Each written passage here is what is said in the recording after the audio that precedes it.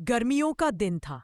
गांव के किनारे एक पतला सा नाला था जिसके पास घना झाड़ियों का इलाका पड़ा रहता था।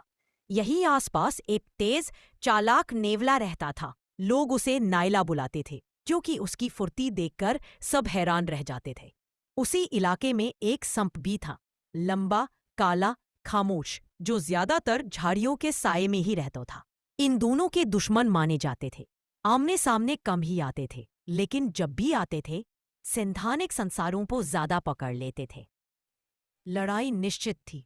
एक दोपहर नायला पानी पीने के लिए नाले के पास गया। उसने देखा कि सामने घास हल्की सी हिली। धीरे धीरे सरकता हुआ सांप बाहर निकला। उसकी जीभ जल्दी जल्दी बाहर आ रही थी, जैसे वो खतरे को टटोल रहा हो। दोनों की आंखें मिली। हवा एकदम तनाव से भर गई। सांप ने फुफकार मारी, लंबी, तेज, धमकी देने वाली।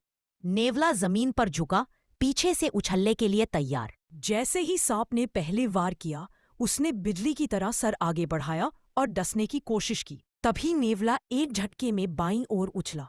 उसकी फुर्ती ही उसकी सबसे बड़ी ताकत होती है। और नेवला अचानक गोल चक्कर काटते हुए सांप के पीछे जाने लगा, क्योंकि वो जानता था कि सांप का जहर उसके सामने वाले हिस्से में होता है। तभी सांप फिर से फन उठाकर तड़पा, लेकिन नेवला बाज की गति से उसकी पूंछ की तरफ पहुंचा। आखिरी में एक सही मौके पर नेवला आगे बढ़कर सांप के फन को दबोच लेता है। सांप फड़फड़ाता है, लेकिन उसकी ताकत धीरे धीरे कम पड़ जाती है। कुछ ही मिनटों में लड़ाई खत्म। जैसा हमेशा प्रकृति में होता है, नेवला जीतता है, सांप हार जाता है। बच्चों के लिए सीख बहुत जरूरी। 1. जंगल के जानवर एक दूसरे के दुश्मन नहीं, प्रकृति का हिस्सा होते हैं। वे सिर्फ अपनी सुरक्षा और भोजन के लिए लड़ते हैं। 2.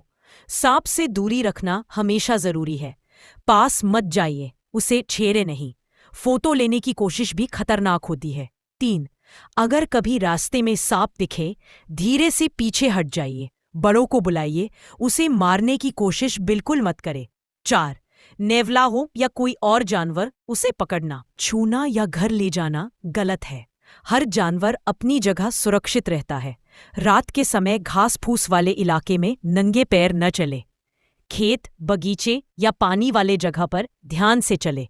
छोटे बच्चे अकेले झाड़ियों में खेलने न जाइए। घर के आसपास सफाई रखें ताकि सांप या चूहे आकर्षित न हो।